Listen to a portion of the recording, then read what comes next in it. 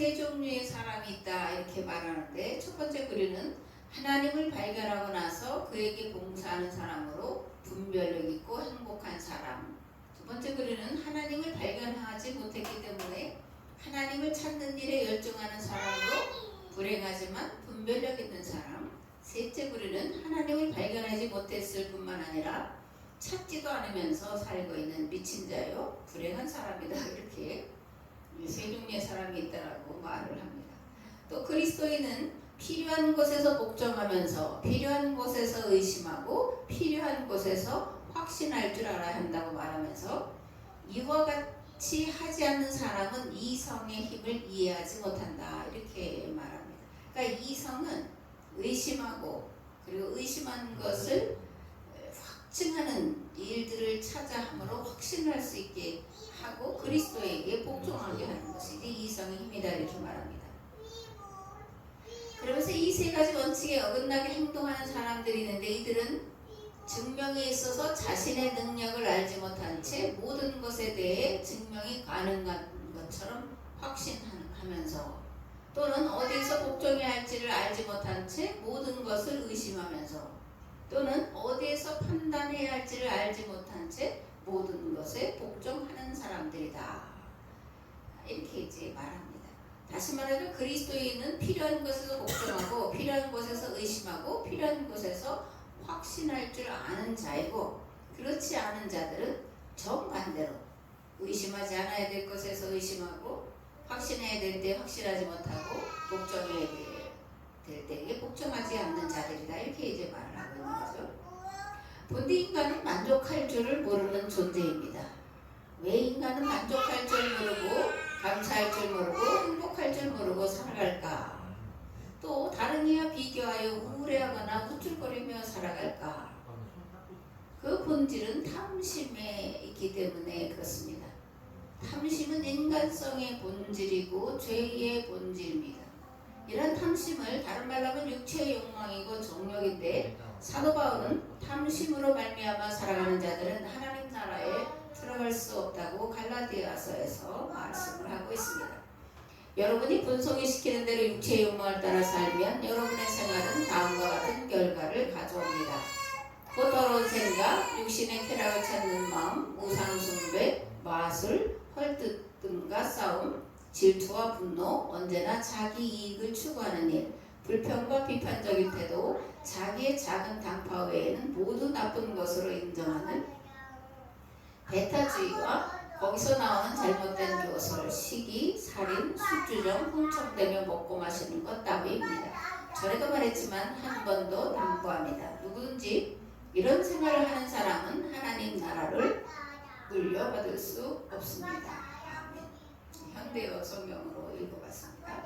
이런 죄의 본성을 성경은 탐심이다 이렇게 말한다고 말씀을 드렸죠. 특히 사도 바울은 탐심은 우상숭배라고 말합니다. 그렇다면 이런 인간 본성, 즉 탐심을 버릴 수 있는 길과 방법은 무엇일까? 하나님을 구하고 찾고 두드리는 겁니다. 그래서 하나님을 만나는 거예요. 하나님 앞에 나아가서 나의 본성을 철저하게 드러내고 회개하며 용서받는 것입니다. 아멘. 신앙의 힘은 무엇일까? 라는 건데, 나라는 존재는 비참한 존재라는 것을 안다라는 거예요. 그런데 자신이 비참하다는 것을 안다는 건 비참한 일이죠. 근데 역설적으로 나는 참으로 비참한 존재라는 것을 안다라는 것은, 또는 인정한다라는 것은 위대한 일이라는 거예요. 왜냐하면 비참함을 알 때에 거기에서부터 벗어나려고 몸부림치기 때문에 그렇습니다. 하나님의 존재를 인정하게 되고 하나님의 도우심을 얻기 위해 하나님 앞에 나아가 엎드리게 되기 때문에 그렇습니다. 하나님 앞에 나아가 오호라 남은 곤고한 사람이로다 이 사망의 몸에서 누가 나를 건져내야 탄식하며 꿇어 엎드려 긍휼과 자비를 구하기 때문입니다. 하나님은 자신의 비참함을 알고 하나님 앞에 나아가 엎드리는 자에게 우리 주 예수 그리스도로 말미암아 하나님께 감사하리로다라는 찬양으로 인도해 주시는 분이십니다. 왜냐하면 하나님은 찾는 자에게 찾은 바 되시고 구하는 이에게 얻은 바 되시고 두드리는 자에게 열린 바 되시는 분이시기 때문입니다. 아멘. 인간성 곧 죄성의 근원에 있는 탐심에 대해서 이렇게 말씀을 하고 있습니다. 뱀은 주 하나님이 만드신 모든 들짐승 가운데서 가장 간교하였다. 뱀이 여자에게 물었다. 하나님이 정말로 너희에게 동산 안에 있는 모든 나무의 열매를 먹지 말라고 말씀하셨냐? 여자가 뱀에게 대답하였다. 우리는 동산 안에 있는 나무의 열매를 먹을 수 있다. 그러나 하나님은 동산 한가운데 있는 나무의 열매는 먹지도 말고 만지도 말라고 하셨다. 먹이면 우리가 죽는다고 하셨다. 뱀이 여자에게 말하였다. 너희는 절대로 죽지 않는다. 하나님은 너희가 그 나무 열매를 먹으면 너희의 눈이 밝아지고 하나님처럼 되어서 선과 악을 알게 된다는 것을 아시고 그렇게 말씀하신 것이다. 여자가 그 나무의 열매를 보니 먹음직도 하고 보암직도 하였다. 그뿐만 아니라 사람을 슬기롭게 할 만큼 탐스럽기도 한 나무였다. 여자가 그 열매를 따서 먹고 함께 있는 남편에게도 주니 그도 그것을 먹었다. 그 남자와 그 아내는 날이 저물고 바람이 서늘할 때에 주 하나님이 동산을 보내시는 소리를 들었다. 남자와 그 아내는 주 하나님의 낯을 피하여서 동산 나무 사이에 숨었다. 주 하나님이 그 남자를 부르시며 부르셨다. 네가 어디 있느냐? 그가 대답하였다. 하나님께서 동산을 거니시는 소리를 제가 들었습니다. 저는 벗은 몸이 것이 두려워서 숨었습니다. 하나님이 물으셨다. 네가 벗은 놈이라고 누가 일러주더냐? 내가 너더러 먹지 말라고 한 그 나무의 열매를 네가 먹었느냐? 남자는 핑계를 대었다. 하나님께서 저와 함께 살라고 짝지어 주신 여자, 그 여자가 그 나무의 열매를 저에게 주기에 제가 그것을 먹었습니다. 주 하나님이 그 여자에게 물으셨다. 너는 어쩌다가 이런 일을 저질렀느냐? 여자도 핑계를 대었다. 뱀이 저를 꿰어서 먹었습니다. 이 창세기에 있는 인간성의 본질, 죄성, 탐욕 이런 것을 이렇게 잘 말씀을 해주고 있습니다. 그렇다면 본래 하나님이 아담에게 하신 말씀이 무엇이었냐라는 건데 창세기 2장에 이렇게 기록되어 있습니다. 동산에 있는 모든 나무의 열매는 네가 먹고 싶은 대로 먹어라. 그러나 선과 악을 알게 하는 나무의 열매만은 먹어서는 안 된다. 그것을 먹는 날에는 너는 반드시 죽는다. 이게 하나님이 본래 아담에게 하신 말씀이에요. 그런데 죄의 속성, 죄의 본성은 뭐냐? 하나님의 말씀을 변개하는 데 있습니다. 함부로 더하거나 빼는 데 있어요. 이단과 사이비, 특별히 이단은 하나님의 모든 말씀을 다 변개시키고 그리고 빼고 더하는 게 아니에요. 끝부분을 살짝 바꿔 놓아서 전체를 잘못되게 해석하고 인용하고 적용하도록 만들어서 멸망의 길로 빠져가게 하는 것이 이단입니다. 이게 죄의 본성이고 마귀가 우리에게 심어준 그런 거라는 거예요. 뱀이 먼저 하와에게 다가와서 이렇게 말하죠. 하나님이 정말로 너희에게 동산 안에 있는 모든 나무의 열매를 먹지 말라고 말씀하셨냐? 뱀의 말을 듣고 하와가 이렇게 말합니다. 동산 한가운데 있는 나무의 열매는 먹지도 말고 만지도 말라고 하셨다. 이렇게 말씀을 더 첨가합니다. 그러자 뱀이 또 다시 하와에게 이렇게 말하죠. 너희는 절대로 죽지 않아. 하나님은 너희가 그 나무 열매를 먹으면 너희의 눈이 밝아지고 하나님처럼 되어서 선과 악을 알게 된다는 것을 아시고 그렇게 말씀하신 것이야. 이런 뱀의 은밀한 유혹에 빠져 들어간 하와는 드디어 나무를 쳐다보게 되죠. 그랬더니 먹음직도 하고 보암직도 하고 슬기롭게 할 만큼 탐스럽게 보여서 손을 뻗어서 따먹고 아담에게도 주었다 라는 겁니다. 그래서 선악과를 따먹자 벌어진 비극은 무엇이었냐라면 하나님의 낯을 두려워하게 된 거예요. 에덴 동산에서 아담과 하와는 하나님과 거닐며 이야기하며 살던 그런 존재였습니다. 그런데 하나님과의 약속을 깨뜨리자 하나님의 낯을 두려워하여 숨게 되었습니다. 하나님의 음성 듣기를 두려워하게 되었습니다. 그리고 타인에게 핑계를 대기 시작했는데 아담은 하나님께 핑계를 댑니다. 그리고 하와는 뱀에게 핑계를 대요. 그 결과 어떻게 되었냐? 하나님과 관계가 깨어졌고 자연과 관계가 깨어졌고 부부간의 관계가 깨어졌습니다. 인간이 느끼는 가장 큰 고통과 절망은 관계의 단절에서 오는 거예요. 아무리 힘들고 어려운 상황 가운데 놓여있을지라도 하나님과 관계가 돈독하면 이겨낼 수 있습니다. 가족과 관계가 끈끈할 때도 이겨낼 수 있어요. 그러나 이 관계가 단절되면 또 이겨낼 수 없고 감당할 수 없다는 거죠. 그러면 신앙생활은 무엇이냐? 하나님과 깨어진 관계를 회복하는 것입니다. 그리고 하나님 안에서 가족관계를 돈독하게 하는 거예요. 세상 만물과 아름답고 선한 관계를 맺으면서 서로 돕고 그리고 보호하고 그리고 섬기는 그런 관계를 맺는 것입니다. 아멘. 아담이 뱀의 유혹을 따라서 하와가 뱀의 유혹을 따라서 선악과를 보니까 먹음직도 하고 포함직도 하고 지혜롭게 할 만큼 탐스럽게도 했다. 이거를 사자성어로 하면 견물생심. 견물생심이에요. 어떤 사물을 보니까 마음에 갖고 싶은 탐심이 생겼다. 욕망이 생겼다. 그런 거죠. 무엇을 보느냐에 따라서 무엇을 생각하게 되고 그리고 무엇을 생각하느냐에 따라서 어떻게 행동할지가 결정이 됩니다. 그러므로 우리는 보는 것을 조심을 해야 합니다.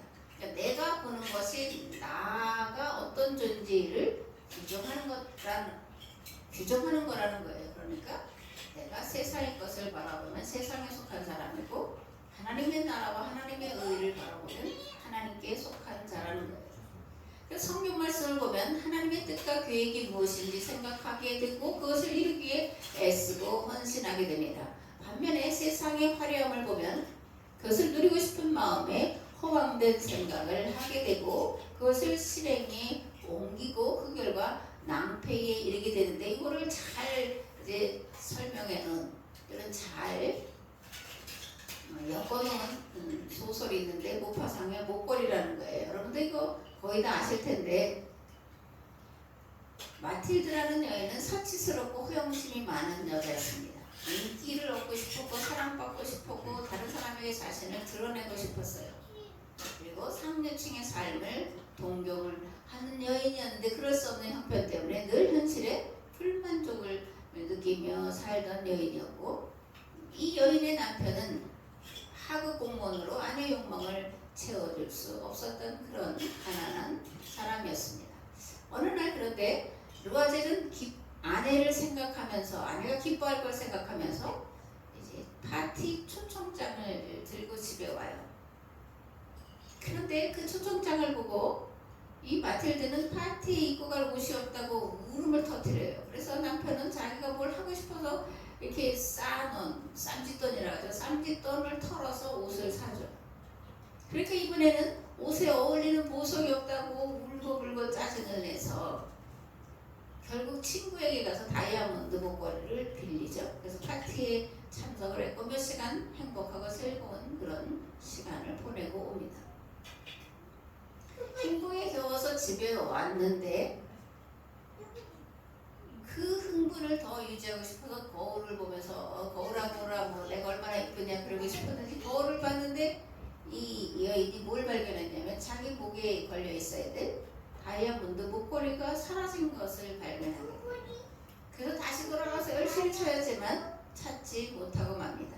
그래서 빚을 내서 자기가 빌린 목걸이와 비슷한 것을 사서 주인에게 돌려줘요. 그리고 그 빚을 갚기 위해서 10년 온갖 굳은 일을 하게 됩니다. 마침내 빚을 다 갚고 난 어느 날에 이 자기에게 다이아몬드를 빌려준 여인을 만나게 돼요.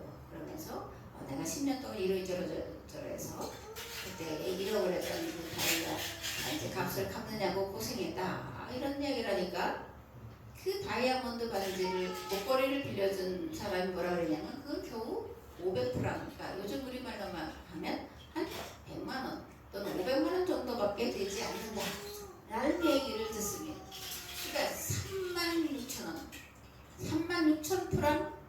36,000프랑을 갚기 위해서 10년을 고생했는데 그 값이 본래는 500프랑밖에 안 됐다는 거예요. 우리말로 하면 한 3,600만원짜리인 줄 알고 10년 동안 갚았는데 겨우 500만원짜리밖에 되지 않은 가짜였다라는 거예요. 모파상은 이 소설을 통해서 허영심이 가져다 준 결과는 참담함이라고 말을 하고 있습니다. 안타까움이라는 말로 표현하기보다는 비극에 가깝다라고 이제 경고를 하면서 이런 소설을 낸 것을 이제 볼 수가 있습니다. 사도 바울은 골로새서 3장에서 이렇게 말씀합니다. 그러므로 여러분이 그리스도와 함께 살려주심을 받았으면 위에 있는 것들을 추구하십시오. 거기에는 그리스도께서 하나님의 오른쪽에 앉아 계십니다. 여러분은 땅에 있는 것들을 생각하지 말고 위에 있는 것들을 생각하십시오. 여러분은 이미 죽었고 여러분의 생명은 그리스도와 함께 하나님 안에 감추어져 있습니다. 여러분의 생명이신 그리스도께서 나타나실 때에 여러분도 그분과 함께 영광에 쌓여 나타날 것입니다. 그러므로 땅에 속한 지체의 일들, 곧 음행과 더러움과 정욕과 악한 욕망과 탐욕을 죽이십시오. 탐욕은 우상 숭배입니다. 이런 것들 때문에 순종하지 않는 자들에게 하나님의 진노가 내립니다. 성도는 땅에 있는 것, 그 육신의 헛된 욕망을 바라보며 살아서는 안 되는 존재예요. 그러므로 날마다 땅에 속한 것들을 죽이는 일에 열심을 다해야 합니다. 말씀을 묵상하고 기도하고 묵상하고 기도한 말씀대로 살기를 힘쓰고 애써야 됩니다. 그리고 위에 있는 것을 찾아야 됩니다. 왜냐하면 거기에만 참된 소망과 평안과 행복이 있기 때문입니다. 아멘. 그렇다면 위의 것은 구체적으로 무엇을 말하는 거냐? 초월적인 것을 말하는 거냐? 그런 게 아니죠. 하나님 나라가 이 땅에 임하기를 바라는 소망, 그것이 위에 있는 겁니다. 하나님 안에서 누리는 평안과 행복, 감사와 즐거움, 기쁨과 만족이 위에 있는 거라는 거예요. 하나님은 우리가 이 모든 것을 주님 안에서 주님과 함께 그리고 누리며 살기를 원하시는 줄을 믿습니다. 아멘. 오늘 함께 나눌 말씀은 마태복음 21장 1절에서 18절 말씀인데 봉독을 하겠습니다. 그들이 예루살렘에 가까이 가서 감람산 벳박에 이르렀을 때에 예수님께서 두 제자를 보내시며 이르시되 너희는 맞은편 마을로 가라. 그리하면 곧 매인 나귀와 나귀 새끼가 함께 있는 것을 보리니 풀어 내게로 끌고 오라. 만일 누가 무슨 말 하거든 주가 쓰시겠다 하라. 그리하면 즉시 보내리라 하시니 이는 선지자를 통하여 하신 말씀을 이루려 하심이라. 일러스되 시온 딸에게 이르기를 네 왕이 내게 임하나니 그는 겸손하여 나귀 곧 멍에 매는 짐승의 새끼를 탔도다 하라 하였느니라. 제자들이 가서 예수님께서 명하신 대로 하여 나귀와 나귀 새끼를 끌고 와서 자기들의 겉옷을 그 위에 얹으며 예수님께서 그 위에 타시니 무리의 대다수는 그들의 겉옷을 길에 펴고 다른 이들은 나뭇가지를 베어 길에 펴고 앞에서 가고 뒤에서 따르는 무리가 소리 높이 이르되 호산나 다윗의 자손이여 찬송하리로다. 주의 이름으로 오시는 이여 가장 높은 곳에서 호산나 하더라. 예수님께서 예루살렘에 들어가시니 온 성이 소동하여 이르되 이는 누구냐 하거늘 무리가 이르되 갈릴리 나사렛에서 나온 선지자 예수라 하니라. 예수님께서 성전에 들어가서 성전 안에서 매매하는 모든 사람을 내쫓으시며 돈 바꾸는 사람들의 상과 비둘기 파는 사람들의 의자를 둘러부시고 그들에게 이르시되 기록된 바 내 집은 기도하는 집이라 일컬음을 받으리라 하였거늘 너희는 강도의 소굴을 만드는도다 하시니라. 맹인과 젊은 자들이 성전에서 예수님께 나오며 고쳐주시니 대제사장들과 서기관들이 예수님께서 하신 이상한 일과 또 성전에서 소리질러 호산나 다윗의 자손이 하는 어린이들을 보고 노하여 예수님께 말하되 그들이 하는 말을 듣느냐. 예수님께서 이르시되 그렇다. 어린아기와 젖먹이들의 입에서 나오는 장면을 온전하게 하셨나이다 함을 너희가 읽어본 일이 없느냐 하시고 그들을 떠나 성 밖으로 베다니에 가서 거기서 유하시니라. 1절부터 10절 말씀에 이제 예루살렘 입성에 대한 그런 말씀이에요. 예수님은 갈릴리 사역을 다 마치시고 예루살렘에서 펼칠 사역을 위해서 6월절 절기에 맞춰 올라가시는 중이었고 머물고자 하시는 동네는 베다니였는데 이 베다니는 예수님이 사랑하시는 마르다와 마리아 그리고 나사로가 살고 있었습니다. 그러면 예수님은 예루살렘 사역을 왜 베다니에서부터 시작을 하셨을까? 거기에 병든 나사로가 살고 있었기 때문에. 요한복음 11장에 보면 예수님께서 예루살렘으로 올라가시는 중이라는 소식을 마르다와 마리아가 들어요. 그러니까 벳바게와 베다니는 아주 가까운 동네입니다. 그래서 벳바게에 예수님이 계시다고 하는 소식을 듣고 전가를 급히 보냅니다. 나사로가 죽게 되었으니 오셔서 고쳐주세요. 이런 전가를 보냈는데 예수님이 그 전가를 듣고 이렇게 말씀합니다. 이 병은 죽을 병이 아니라 하나님의 영광을 위하며 하나님의 아들이 이로 말미암아 영광을 받게 하려 합니다. 나사로가 병들었고 죽는 것을 예수님이 아심에도 이 병은 죽을 병이 아니라 하나님의 영광을 위한 거다. 이렇게 이제 말씀을 하셨다라는 거예요. 예수님은 이 말씀하신 다음에도 3일 동안 벳바게에 더 머물러 계셨고 이미 나사로는 죽은 지 사흘이나 지났습니다. 무덤에서 냄새가 진동할 때쯤 예수님께서 나사로의 무덤을 찾아가셨고 그 앞에서 뭐라고 외치셨죠? 나사로야 나오너라. 그러자 이 묶여있던 채로 나사로가 이제 무덤 밖으로 나오게 됩니다. 이러한 소식은 삽시간에 예루살렘으로 퍼져 갔겠죠. 그죠? 많은 사람들이 이 나사로가 죽은 사실을 알고 있던 사람들이 다시 소생, 이건 부활이 아니라 소생인 거죠. 부활한 나사로를 보러 와서 만났고 그 소문이 이제 천리길을 말없이 달려갔다라는 거예요. 이것이 예수님의 예루살렘 사역을 수월하게 하는 그런 계기가 됐다라는 겁니다. 1절 3절에 보면 예수님께서 벳바게로 두 제자를 보내시는 이야기가 나옵니다. 두 제자를 보내시면서 이렇게 말씀하셔요. 마을로 가면 매인 나귀와 나귀 새끼가 함께 있을 건데 풀어서 끌고 와라. 그러자 그러면 이 주인이 왜 내 나귀를 끌고 가냐? 그렇게 물으면 뭐라고 말해야 되겠습니까? 그러니까 주가 쓰시겠다 하라. 그러면 즉시 보낼 거다. 이렇게 예수님이 말씀을 하셨다라는 거예요. 그러면 이 나귀 주인은 누굴까?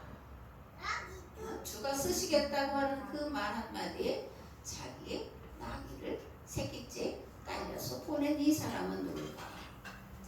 물론 성경에는 자세하게 이제 기록되어 있지 않지만 이 사람은 예수님에 대한 소식을 들었을 거예요.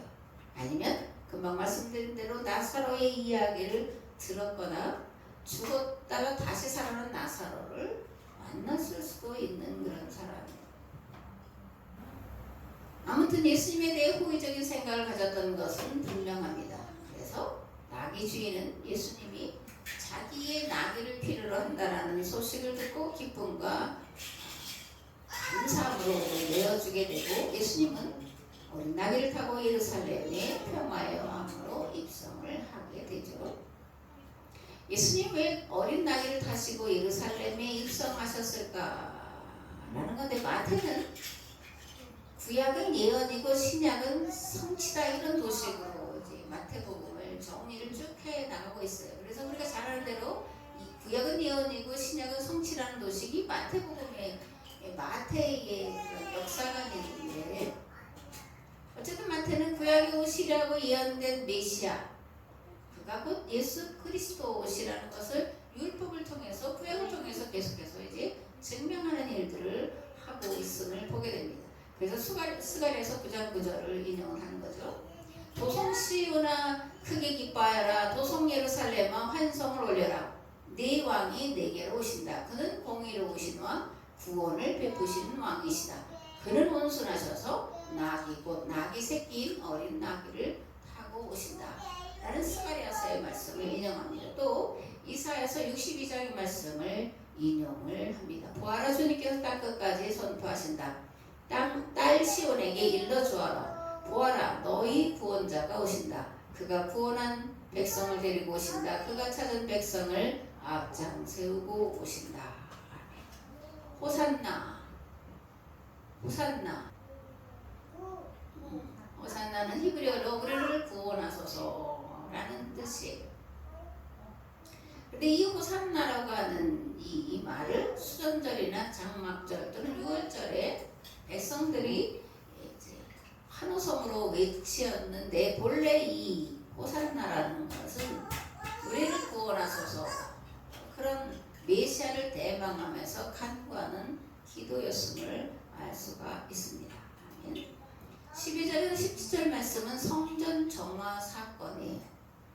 예수님은 예루살렘 사역을 시작하면서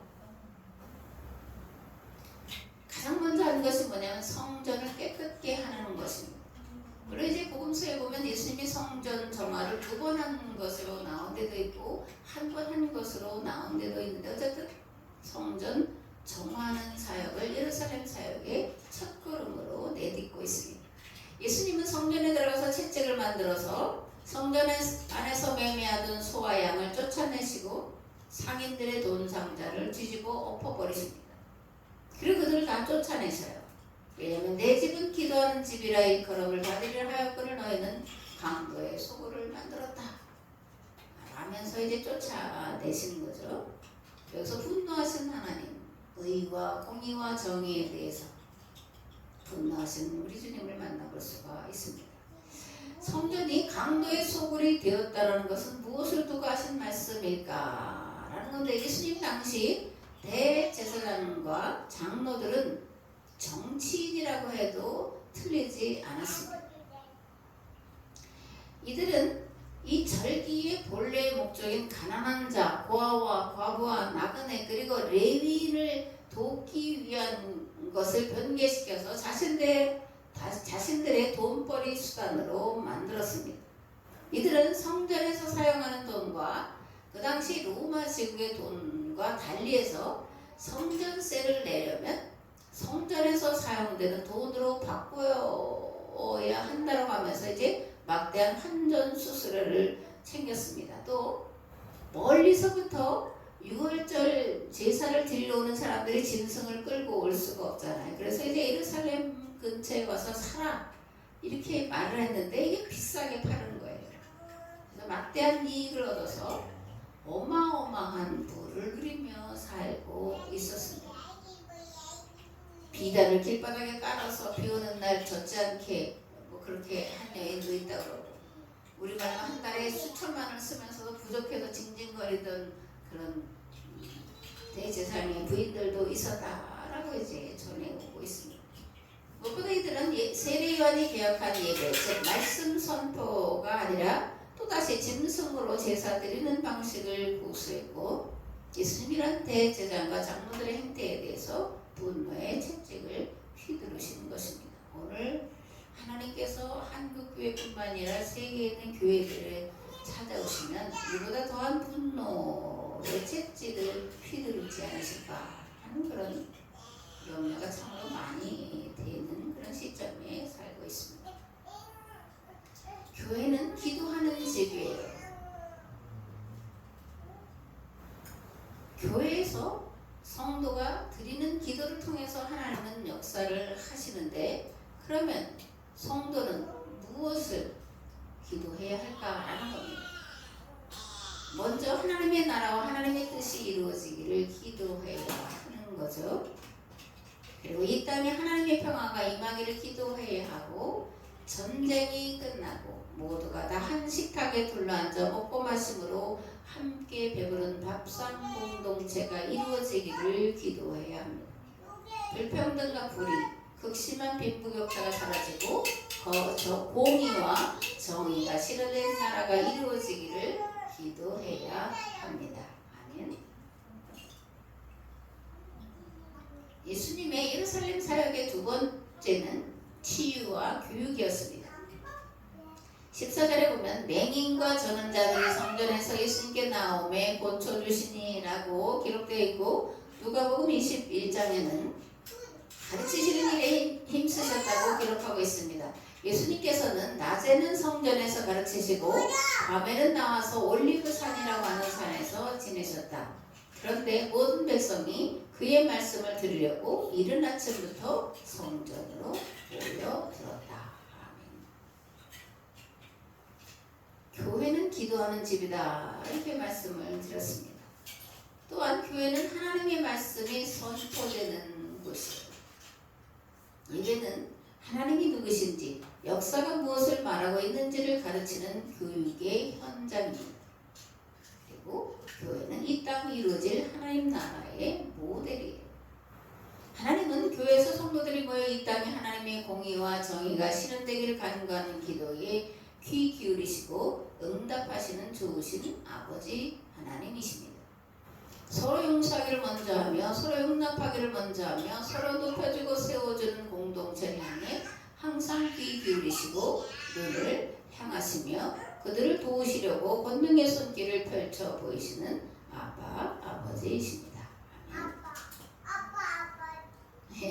세상이 온통 시끄럽고 혼란하고 무질서하기 짝이 없습니다. 무엇보다 작금의 대한민국은 열심히 일해서 사는 것을 부끄러운 것처럼 만들어 놓고 무의도식하는 자를 지혜로운 자처럼 일확천금을 누리라고 부동산 투기나 주식 투기를 획책하고 빚 갚지 않으려는 자들, 그러니까 빚을 지고 갚으려는 아무 노력도 하지 않는데 탕감해주는 것을 선한 일처럼 이렇게 거짓을 일삼고 있습니다. 법과 질서와 건강한 사회제도를 왜곡하고 파괴하고 있으면서 정직한 것처럼 국민을 위한 것처럼 위장하고 있습니다. 나라의 국가를 다 거덜내고 있으면서도 안전하다 평안하다라는 거짓말을 퍼붓고 있고 그런 소리에 익숙한 국민들은 가마솥 안에서 죽어가는 개구리 신세가 된 줄도 모르고 마냥 좋다라고 하는 그런 우스꽝스럽고 비참한 그런 현실이 오늘 대한민국에 펼쳐진 그런 모습이다. 저는 그렇게 생각을 합니다. 그러므로 지금은 기도할 때입니다. 먼저 마음의 성전을 깨끗이 하는 회개 기도를 해야 합니다. 내 안에 들어있는 담심 곧 우상 숭배를 물릴 힘과 능력을 간구해야 합니다. 그리고 이 땅의 모든 교회와 이 나라와 이 세대 안에 하나님 나라가 이루어지기를 기도해야 합니다. 하나님은 이런 기도를 하는 교회 공동체 기도를 통해 이런 기도를 하는 성도를 통해 반드시 속히 역사하실 것입니다. 하나님의 뜻을 이루는 일에 충성되어 신실한 종이 되셔서 하나님을 기쁘시게 하는 하나님과 함께 영생의 삶으로 들어가시는 복된 자들 되시기를 우리 주 예수 그리스도의 이름으로 축복합니다.